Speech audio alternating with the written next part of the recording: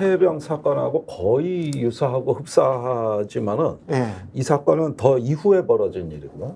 더 이해 벌어졌죠. 그렇죠. 작년 9월 경입니다. 예. 이제 이때부터 이제 서울경찰청하고 영동포 경찰서의 형사 2과장이죠. 예.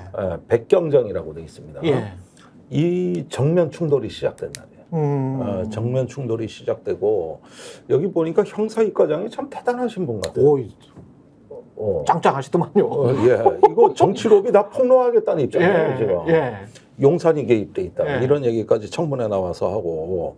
그래서 9월 말경에 이제 브리핑이 막 그 외압으로 취소되거나 이제 관세청이 빠지면서 이 부분에 굴하지 않고 계속 폭로를 하니까 결국은 서울경찰청장이 윤희근 경찰청장이 직접 개입한 사건입니다.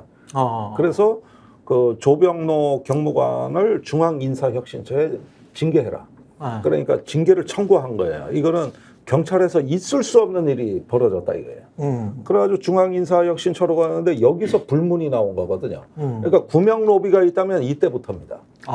이제 징계 회부가 된 이때부터가 구명 로비가 있는 것이고 이때가 이제 저 이종호 씨 녹취록에 조 경무관이 등장하기 시작하는 그렇죠. 시점인데 예. 이종호가 이 조 경무관 치안감으로 별 하나 더 달아줘야 된다. 이런 얘기하는 시점. 그렇죠. 그러니까 임성근 사단장도 별 하나 더 달아서 해병대 사령관 시키려고 했던 거하고 똑같이 보는 거예요. 예.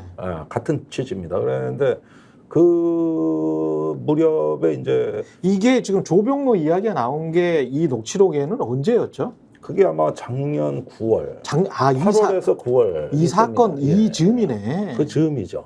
예. 이게 정확히 제가 지금 녹취록을 가지고 있는데 내가 그것도 하고 그러니까 이종호 씨죠. 이종호 씨가 이렇게 이야기합니다. 내가 그것도 하고 오늘 병로권도 이분은 이제 주로 말을 놓더라고요. 다. 다 성근이 아니면 병로예요. 성근이라고 하고 뭐 김건희 여사에 관해서도 뭐 애라 그러고 거의 부통령급. 예, 오늘 병로권도 연락이 와가지고 병로권도 오늘 저녁 때 되면 연락 올 거야. 뭐 이렇게 이야기를 하면서 그렇죠.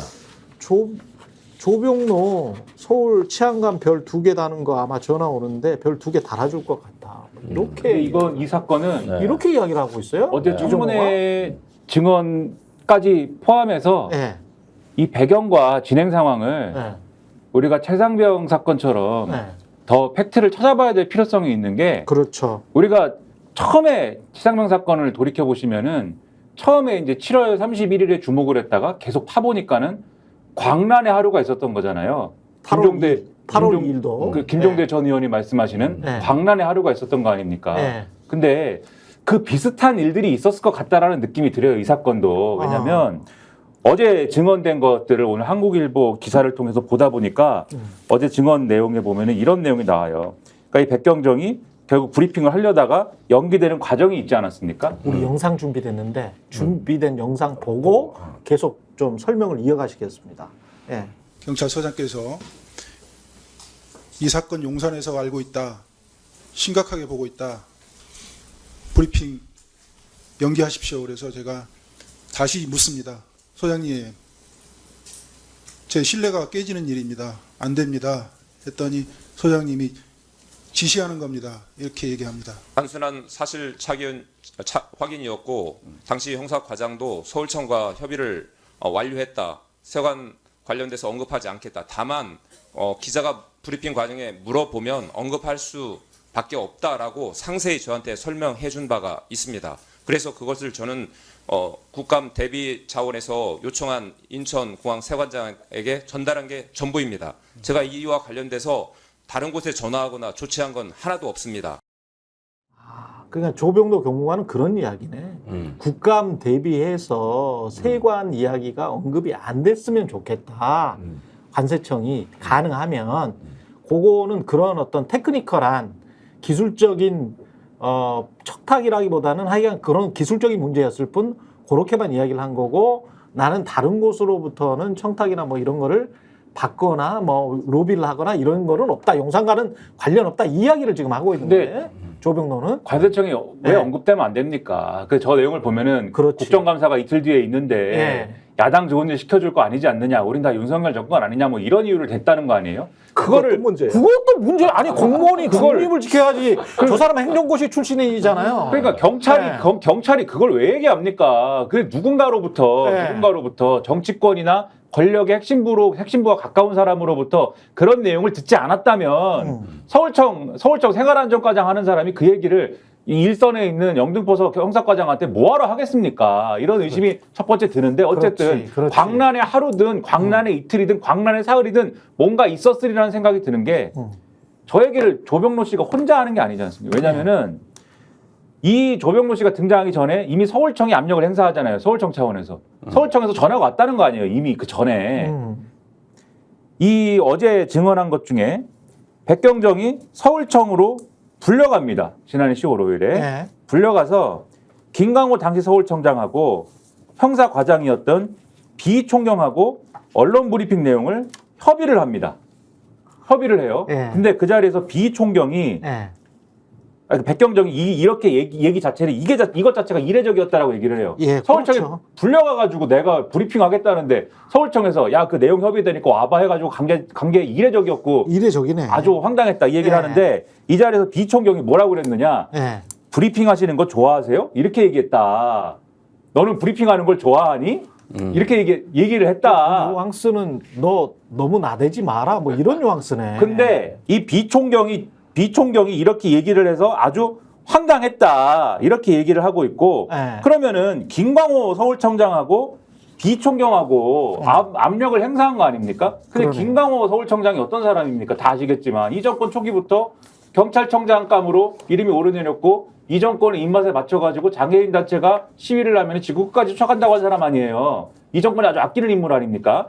이게 뭔가 벌써부터 뭔가 위에서부터 무슨 뭐가 있었다라는 생각이 들고 그다음에 조병로 씨가 등장하기 전에 이 영등포 서장이었던 A 총영 아까 지금 보신 영상에서 보신 이 지시하는 겁니다라고 했던 사람 브리핑을 연기하라고 했던 사람 예. 영등포 서장이었던 예. 이 사람 총경이었을 거 아닙니까? 그렇죠. 여기 A 총경으로 표기가 되어 있는데 예, 영등포 경찰서장 이 A 총경은 현재 어디 있는지 아십니까? 어디에 있어요? 대통령실 자치행정 비서관실에 파견 근무하고 있습니다. 그러니까 이게 사실은 뭐 그냥 뭐 돌아가면서 파견 근무하는 거예요라고 할 수도 있겠지만 그래서 대통령실 들어가기는 쉽지는 않죠. 눈 밖에 난 사람이 대통령실에 파견 가겠습니까 이게? 그렇죠.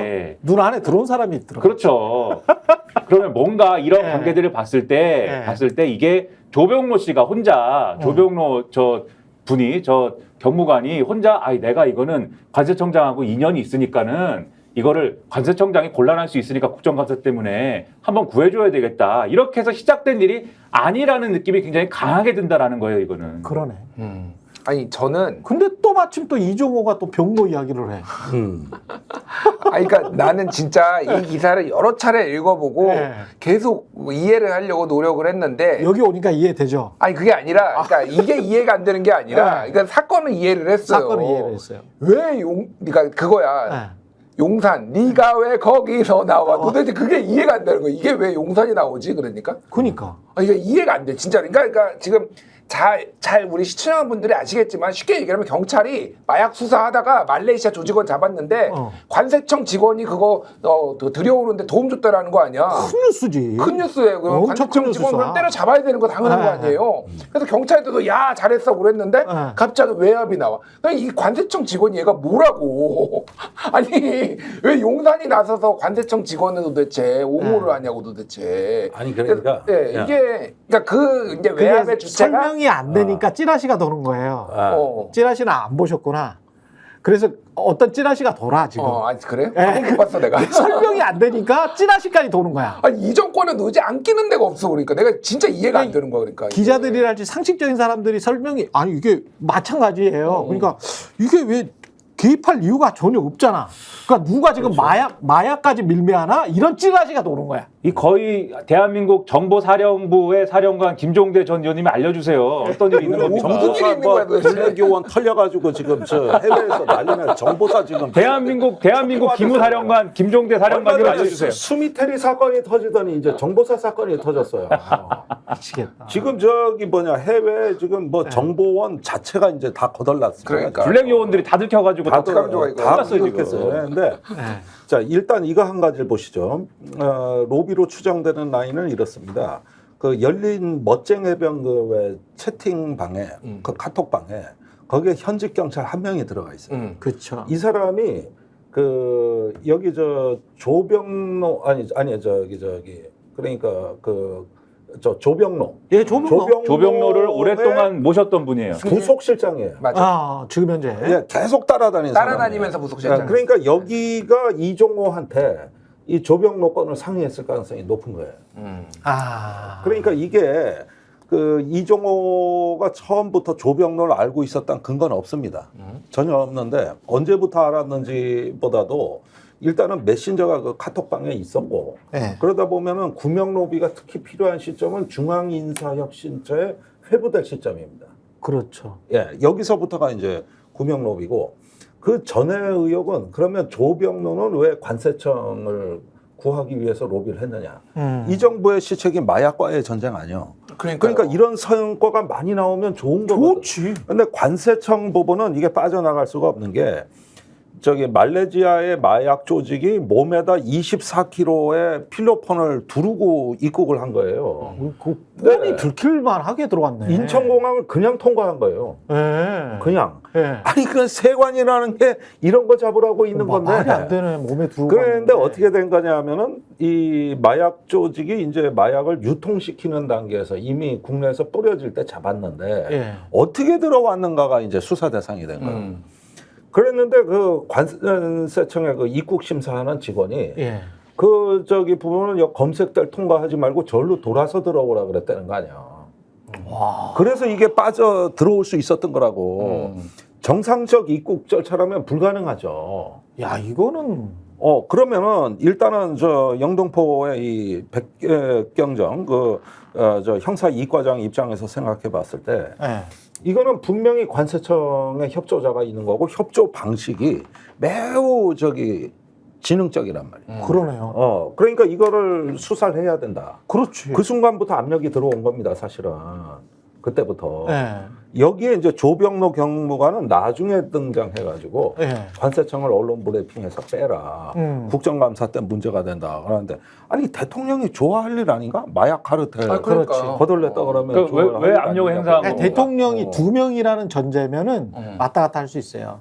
한동훈이랄지 윤석열 대통령은 좋아할 수 있는데 V2는 그것과 관련 없이 지금 저 빼달라고 이 전화가 왔었을 수가 있거든. 아니 그러니까 예. 제가 이제 예. 이해가 안 되는 부분은 제가 시청자분들도 이해가 안 될까 왜 안 그렇지. 되냐면은 예. 이게 로비가 한 달이 두 달이면은 대충 이해가 가는데 지금 관세청 직원이 있잖아요. 거기에 서울청 이 조병로 경무관이 있잖아요. 거기에 지금 조병로하고 관련된 게 그 멋쟁 해병의 그 경찰 부속실에 따르는 그 양반 있잖아요. 거기에 이종호가 있잖아요. 그 방에 이종호와 용산이 있는 거잖아.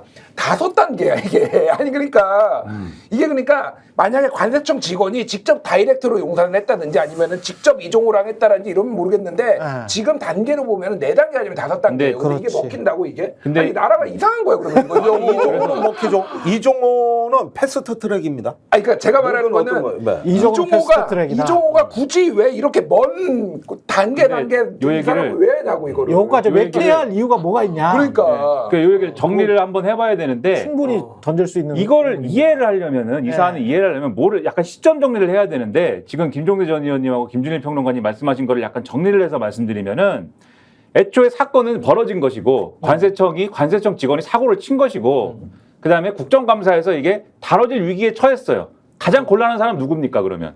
관세청장이에요. 네. 관세청장인 것이고 그러면 이 관세청장이 제가 이 상상의 나래를 펼치는 거예요. 영화 시나리오를 쓴다. 네. 관세청장이 이 베테랑.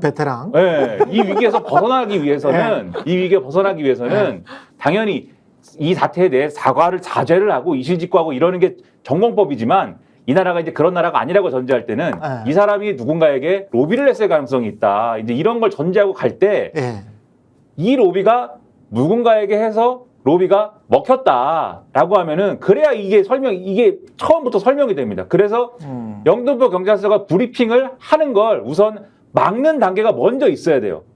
그걸 막아야겠다라는 게 뭔가 작동을 한 게 먼저 있어야 되고 조병로 경무관은 그 막는 단계를 거들어주는 사람 중에 하나로 등장을 하는 겁니다. 이게 1차적인 로비가 있어야 이게 설명이 돼요. 관세청장이 요 브리핑, 관세청장이든 누구든 간에 관세청장의 편의를 봐주려고 했던 사람이든 간에 요거를 막으려고 했던 로비가 하나가 있어야 되는 것이고. 그러면 잠깐만. 그럼 관세청장이 직접 김건희한테 로비했다고? 그거는 아니, 모르겠는데 그게 아니고 이게 중간에 지금- 누가 있든지 간에 정리를 한 번만 할게요. 예, 정리를 한 번만 예. 할게요. 그래서 관세청장이 이 얘기에 등장하는 거를 막아야 되는 로비가 한 단계가 있어야 되는 것이고 그다음에 그걸 막기 위해서 서울청까지 등장해가지고 난리 부르스를 치는 과정이 하나가 있었던 거고 그다음에 요 얘기에 조병노 씨가 등장해가지고 그 로비든지 외압이든지를 거들었는데 이 조병노 씨가 이 외압을 거둔 사실 때문에 조병노 씨가 열심히 승진을 해보려고 한 게 안 되는 사안이 된 거예요. 그다음에 이게 징계를 당할 사안이 된 거죠. 그치. 그래서 이 징계를 무마시키기 위한 로비가 또 한 번 작동을 해야 됩니다. 그렇죠. 이 징계가 무마되는 단계가 또 한 번 있어야 돼요. 그래서 그러네. 이것도 작동을 한번 해야 되는 거고 네.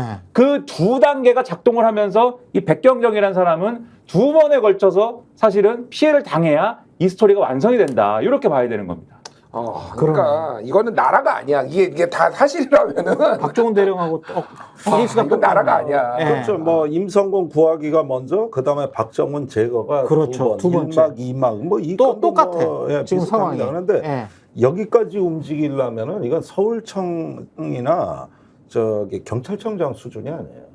지금 서울청에서 외압을 행사했지만 경찰청장은 이 외압에 동조한 게 아니라고. 예. 그러니까. 경찰청장은 이거 경찰에서 있을 수 없는 일이 벌어졌다. 이렇게 경로했다고. 외압과 로비의 고리에서 경찰청장은 지금 패싱 당한 거예요. 왜냐하면 모른 거지 않습니까? 이 상황을 몰라가지고 이 정권의 권력의 이 어떤 사슬 속에서는 징계 요청하면 안 되는 사람한테 지금 징계 요청을 한 거잖아요. 근데 제가 하나만 아까 말씀드린 걸 다시 한번 상기시키면은 경찰청장은 이 로비와 외압의 고리에서 패싱됐는데 패싱이 안 된 사람이 지금 있어요. 김만호 서울청장입니다. 지금 그러니까 얘기는. 이게 정확하게 이창수 서울중앙지검장이 용산이랑 직거래하고 지금 최근에 이제 이원석 패싱했듯이 이것도 윤희근도 지금 패싱이 된 거야. 그러니까 그래서 서울경찰청장이 거의 비슷한, 그러니까 서울중앙지검장이나 경찰로 따지면 서울 이제 저 지방경찰청이니까 여기에서 지금 직거래를 할 때라고 봐야 되는데 이건 나는 진짜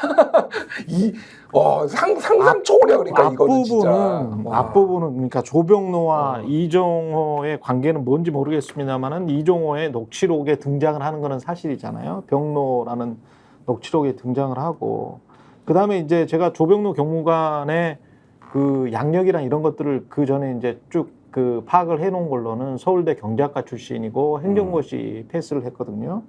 근데 지금 고광혁 관세청장 같은 경우도 서울대 경제학과 출신입니다. 거기도 행시 출신. 예, 그리고 인연이 있어요, 두 사람이. 예, 행시 출신이기 때문에 이거는 거의 비슷한 시기인데요. 그리고 나이도 그렇고 나이도 한두 살 차이이기 때문에 거의 비슷한 시기이고 그래서 학교에서 굉장히 서울대가 물론 경제학과가 꽤 인원수가 많긴 하지만 이 정도면은 서울대 인맥, 경제학과 인맥으로도 충분히 서로 간에 알았을 가능성이 굉장히 높다. 굉장히 높다. 그리고 이제 관세청에 한번 근무했던 경력도 있어요. 아 그래요? 예, 조병노 경무관은 행시 출신으로 관세청에 한번 근무했던 경력이 있기 때문에 첫 번째 아까 지금 우리 김민하 평론가가 제기했던 왜 이거를 조병노가 나섰을까? 나섰다면 거기서 고리가 그거는 생겼네. 고리가 좀 있다. 그렇네. 제가 보기에는. 근데 그 부분에서 아까 왜 제가 예. 그렇게 설명을 드렸냐면 예. 조병로 이 경무관이 직접 서울청을 다 움직일 수가 없어요. 그렇지. 그렇죠?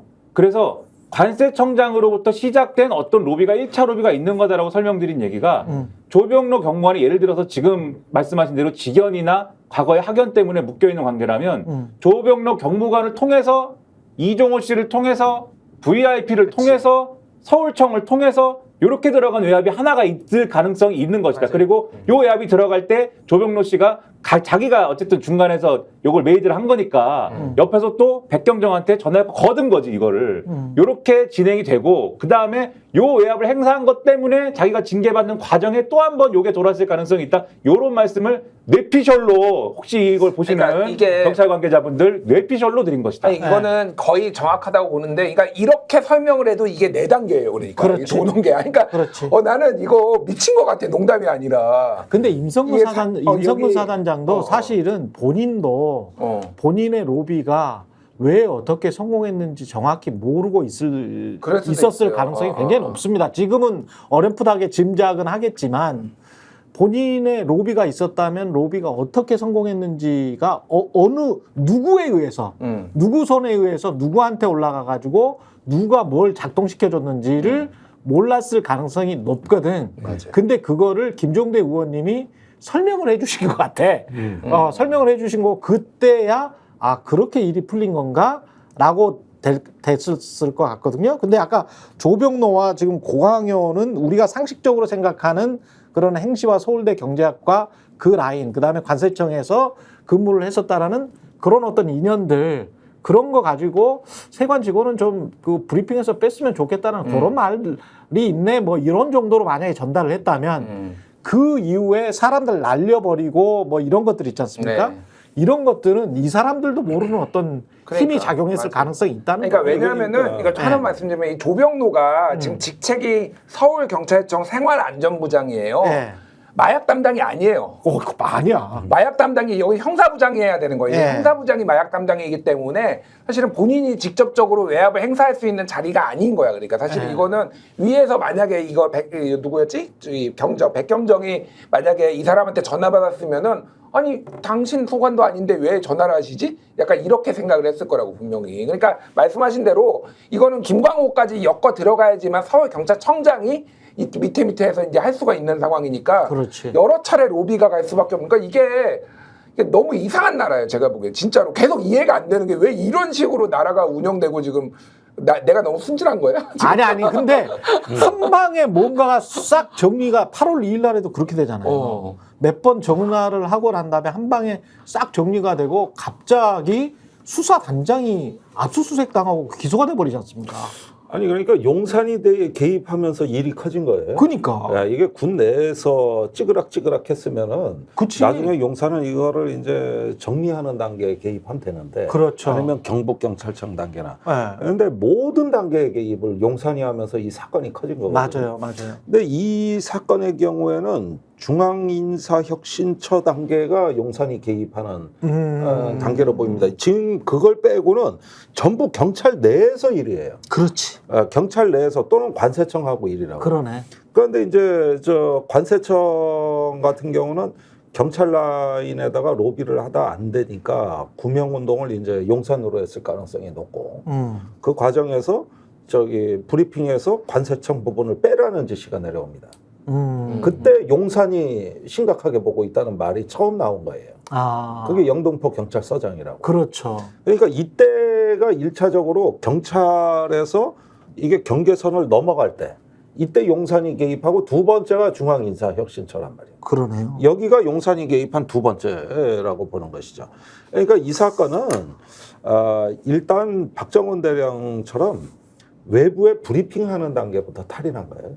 그러니까. 네. 그것도 7월 30일에 다 예정돼 있었는데 7월 31일에 취소하라고. 갑자기 그냥 취소해버리라고 그랬잖아요. 그러니까 그게 여기서는 영등포 경찰서장이 그 역할을 맡고 있죠. 이종섭 장관처럼. 그러네. 예, 그래가지고 이게 경찰청 바깥으로 이게 확산되는 조짐에서 딱 용산이 바위처럼 맞고 나선 사건입니다. 이거를. 그렇죠. 아니, 그러니까 저 의원님 나 진짜 궁금했는데 계속 아직도 이해가 안 되는데 그럼 김건희가 로비의 대상이었다고 치고 그러면 김건희가 얻는 이득은 뭐야? 나는 이게 잘 이해가 안 돼. 계속 이종호를 달랠 수 있잖아요. 계속 이종호를 달랠 수 있죠. 항소심 지금 9월 13일인데 네. 뭐라도 삐끗하게 말을 하면 이종호와 권오수는 집행유예 상태에서 여기서 이제 엑싯을 부드럽게 해야 되잖아. 거의 상당히 이제 우리가 보기에는 제가 판단하기에는 상당히 경감된 처벌을 받았잖아요. 예. 그리고 김건희 여사도 관련해서 한번 의례적인 조사 한번 받고 끝난 거잖아요. 지금 상황이. 그러면 끝까지 본인이 무혐의 되고 이 사건이 그냥 완결되고 도이치모터스 사건이 완결되고 그러려면 끝까지 뒤를 봐줘야 되지 않겠어요? 그러니까 뭐 전 뒤를 봐주는 거는 이해가 가는데 이 로비를 다 받아주는 방식으로 꼭 뒤를 봐줘야 돼. 이미 3부도 던져주고 네. 뭐 해줄 거 다 해줬잖아. 사실은 이거는 실형 던져줬는지 안 던져줬는지 뭐 모르지. 사실상 네. 그렇게 보이고 지금까지 사실은 이 정도 주가 조작이면 실형에 나와도 상관없는데 저 집행유예로 어쨌든 다 사실상 막아줬다고 저는 보는데 뭐 이렇게 해주고 있잖아. 근데 이 로비까지 모든 로비를 다 김건희가 받아줘야 된다고? 난 진짜 범죄 공동체야 이거는 그냥. 그래서 이해가 안 돼 그러니까. 그래서 찌라시가 나오는 겁니다. 그래서 찌라시에 별소리가 다 있어. 근데 이제 그런 것들은 제가 다 거르고 말씀을 드리는 거기 때문에 우리가 팩트에 근거해서 추정할 수 있는 부분까지만 상식적인 선에서 아직까지는 그래도 나라가 그렇게는 돌아가겠지. 설마 무슨 영화처럼 무슨 직접 범죄를 하고 그렇겠어? 그런 말씀은 안 드리는 거죠. 그래서 뭐 삼부토건과 같은 경우도 설마 여사가 대통령 영부인인데 직접 주가 조작에 무슨 뭐 쩐주로라도 참여하고 그랬겠어. 이런 저는 아니 그러니까 순수한 생각을 가지고 있어요. 말씀인데 아니 그러면은 박근혜 대통령이 뭐 직접 미르케이를 만들어서 네. 거기서 비자금을 뽑아가지고 직접 그렇게 했겠습니까? 그건 최순실이 한 거고. 그렇지. 거기에 박근혜 대통령은 촉진자 역할을 한 거예요. 자기 그 권력을 사용해서. 그렇지, 그렇죠. 이 건도 다 마찬가지예요. 그러면 김건희 여사가 네. 뭐 여기저기 뭐 경무관 하나 뭐 해가지고 뭐 거기서 뇌물을 받았겠어. 아니면 삼부토건에다가 뭐 자기 계좌를 들었겠어. 뭐 그거는 권력은 촉진자 역할만 하면 되는 거지. 혹시 몰라. 그리고 혹시 이제 뭐 그래서 그것만 해도 탄핵 사유인데. 아니 우리가 이제 혹시 몰라. 영화 시나리오를 쓴다 그러면은 영화 시나리오를 쓴다 그러면 이제 그런 상상도 가능하다 이런 말씀이고 그리고 사실 촉진자 역할을 했다라고 하더라도 가령 박근혜 전 대통령 같은 경우에 최순실이 그렇게 하고 나서 뭐 그냥 그렇게 하고 끝내려던 게 사실은 아니었지 않습니까? 왜냐하면 전직 대통령의 영향력이라는 게 있기 때문에 그거를 사실은 대통령 그만두더라도 계속 뭔가를 활용하면서 또 그거에 맞는 또 박근혜 전 대통령의 나름대로의 또 어떤 이익이랄까요? 그런 것들을 뭐 유무형의 이런 것들을 나눠주면서 같이 가려고 했던 거 아닙니까? 대대손손이라고 그러면 좀 그렇지만은 네 아무튼 뭐 자식도 있고 그러니까 이렇게 즐거운 생활로 가려고 했던 거잖아요. 뭐 비슷한 생각을 김건희 여사를 두고 하는 그런 악의 무리들도 있겠죠. 이런 악의 무리들을 처단해야 됩니다. 아니 근데 그런 그러니까. 무리들을 처단해야 되는데 그런 무리들을 자꾸 보호하는 것 같잖아. 그러니까 열받게 말이죠. 아니 그러니까 제가 계속 그 말씀드리는 게 뭐냐면은 이 정권은 절대 이종을 건드리지 않는다는 거예요. 이종호를. 왜냐하면은 원래대로라면은 김건희 여사 입장에서 가장 위협적인 인물은 이종호예요. 그렇지. 아니 자기를 사칭해서 저래고 다녔다고?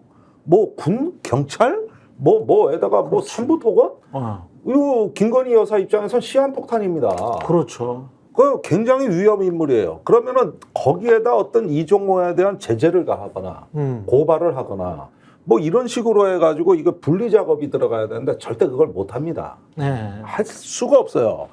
다만 이종호를 근거로 해가지고 떠드는 그 메신저를 공격합니다. 그게 김규현이나 김종대죠. JTBC. 그러니까 천공하고 똑같은 거예요. 천공이 그 오만 오지랖 넓게 이것저것 개입을 다 해도 못 건드리잖아요. 그런데 천공을 건드리는 게 아니라 천공을 말한 김종대를 고발하는 거잖아요. 그렇지.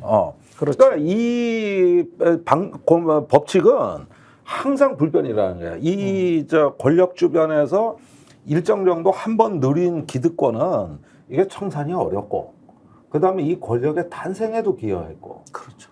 여러 가지 그런 어떤 오죽했으면 권오수 아들을 연관이 취임식장에 있으니까. 초청을 했겠어요. 거기에다가 국민의힘이 나서가지고 삼부토건 변호하는 거 보십시오. 끝까지 삼부는 골프래. 끝까지 골프라는 거야. 유산부. 거기에다가 윤상현 의원은 아예 삼부토건 변호사 노릇을 자처하고 있지 않습니까? 그 기자회견 내용을 보면은 삼부는 아무 잘못이 없다는 거예요. 원래 우크라이나 했던 기업이라는 거죠. 네. 뭘 했는데. 네. 그러니까 이런 부분을 보면은 왜 이렇게 방어해야 돼? 왜 이종호 방탄을 해야 되고 왜 삼부토건을 방탄해야 되고 왜 조병노를 방탄해야 되느냐?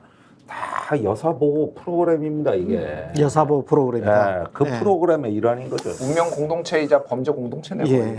누구한테 장경태 의원이 어떤 소리를 들어서 이종호 측의 관계자 뭐 이런 이야기를 하는데 네. 김건희가 이종호 씨를 오빠라고 부른다는 제보를 입수했다고 장경태 의원이 폭로를 했는데 이게 신빙성이 있다고 보세요? 의원님 어떻게 보십니까 이건? 예, 뭐 이종호에 대해서 김건희 여사가 오빠다. 그렇지만 저기 이종호는 김건희 여사를 애라고 부릅니다. 애. 개. 그러다가 애가 영부인이 됐다. 그 대목이 나오긴 나오네. 나오긴 예. 나오죠. 예. 그러니까 김건희 여사 입장에서는 오라버니가 하는 일인데 예. 어떻게 안 돕습니까 그걸. 예. 그리고 저기 더 의미심장한 부분이 김건희 여사 육성으로 예. 그 산부는 가족이다. 그 산부 회장님은 우리 가족이나 마찬가지다. 완전히 운명 공동체라고 얘기를 해요. 가족 공동체라는 거요. 그렇죠. 근데 그 가족 공동체인 산부를 이종호는 일가를 그 1세대, 2세대 지금 대주주까지 케어하고 있단 말이에요. 그러네. 예. 그래서 그다음에 우리가 또 결혼을 했. 우리가 결혼을 시켰다. 그건 1세대 조남호 회장을 얘기해요. 우리가 결혼을 시켰다. 예. 우리라고. 예. 예, 이런 부분들 이렇게 보면은 거의 뭐 삼위일체 한 몸이다. 이런 식의 이야기가 한 번이 아니라 계속 다른 경로로 이게 중복 확인이 되어 왔다는 거. 이건 굉장히 중요한 사실이라고. 그리고 이 사람이 네. 말을 또 이명수 기자랑 이야기할 때도 그러면 나이가 어떻게 돼? 그러면 오빠가 아니네. 뭐 이런 식으로 오빠라는 말을 아주 쉽게 하는 스타일이더라고요. 이 사람 자체가. 그러니까 뭐 예. 저는 김건희 여사가 예. 오빠라고 부른 것 자체가 이상하진 않아요. 그러니까 이상하지 않아요? 그러니까 예. 왜냐하면 사회에서 만나서 예. 이렇게 일찍부터 알면서 이렇게 스킨십 있게 하는 사람도 있긴 하거든요. 쉽게 그렇죠. 오빠 하는 사람도 있어요. 그래서 비즈니스를 잘 하고 뭐 이런 사람들이 그러니까 있어요. 저는 그런 식으로 따지면 나도 오빠요. 거기. 네, 오빠 나는 전화는 혹시 안 받으셨어요? 형님, 김종대 형님. 아니 그런데 이게 질문으로 되돌아가야 돼요. 네. 근데 이종호 측에서 장경태 의원을 만났다고 돼 있어요. 이종호 측에서 측이라고 만났다. 얘기한 거는 장경태 의원 표현이에요. 그렇지. 맞아요. 그리고 네. 카톡방 멤버라 그랬어요. 그렇지. 예. 그러면은 자 어째 일단 이종호 빼고 예. 그다음에 송모 씨 빼고 그러면은 저기 2명밖에 안 남은 김기호는 또 아니야. 김기환 아니고 네. 사업가 출신, 그다음에 경찰 출신. 현직 경찰은 올 리가 없어요. 현직 경찰은 못 오지. 그렇게 하면 1명밖에 안 남아요. 사업가 출신. 예, 사업가 최 씨인데. 그러네. 그런데 이 사업가 최 씨가 예. 장경태 의원을 만나가지고 이종호에 대한 제보를 합니다. 사진을 그렇지. 보여줘요. 예.